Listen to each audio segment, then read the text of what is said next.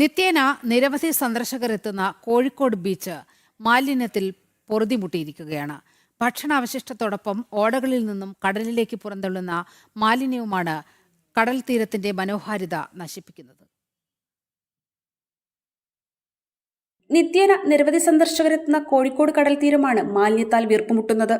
ഭക്ഷണാവശിഷ്ടങ്ങളും അവ കഴിക്കാനായി ഉപയോഗിക്കുന്ന പ്ലേറ്റുകൾ, പ്ലാസ്റ്റിക് കുപ്പികൾ ഉൾപ്പെടെ നഗരത്തിലെ ഓടകളിലെ മാലിന്യവുമാണ് ബീച്ചിലെത്തുന്നവരെ സ്വാഗതം ചെയ്യുന്നത്. മനോഹരമായി നവീകരിച്ച സൗത്ത് ബീച്ചിലും കോർപ്പറേഷൻ പരിസരത്തുമെല്ലാം സ്ഥിതി സമാനമാണ്.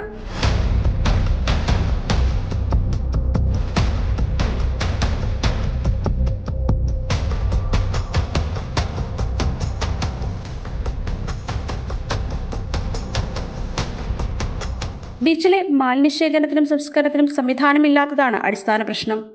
മാലിന്യങ്ങൾ വലിയ തോതിൽ വലിച്ചെറിയുന്നത് പതിവായതോടെ തെരുവുനായ ശല്യവും പ്രദേശത്ത് രൂക്ഷമാണ്.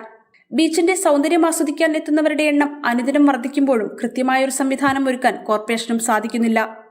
നേരത്തെ തട്ടുകടകൾ അലക്ഷ്യമായി കിടക്കുന്നത് മാലിന്യ പ്രശ്നം പരിഹരിക്കാൻ വലിയ തലവേദനയായിരുന്നു.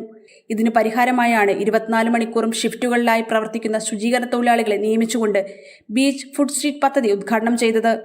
പദ്ധതി ആരംഭിച്ച് മാസങ്ങൾ പിന്നിടുമ്പോഴും ബീച്ചിലെ മാലിന്യ പ്രശ്നം ഇരട്ടി തലവേദനയാകുകയാണ്.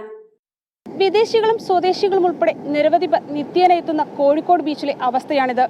മാലിന്യം നിറഞ്ഞതോടെ ഇവിടെ എത്തുന്നവർ മൂക്കും പൊത്തി നടക്കേണ്ട അവസ്ഥയിലാണ്.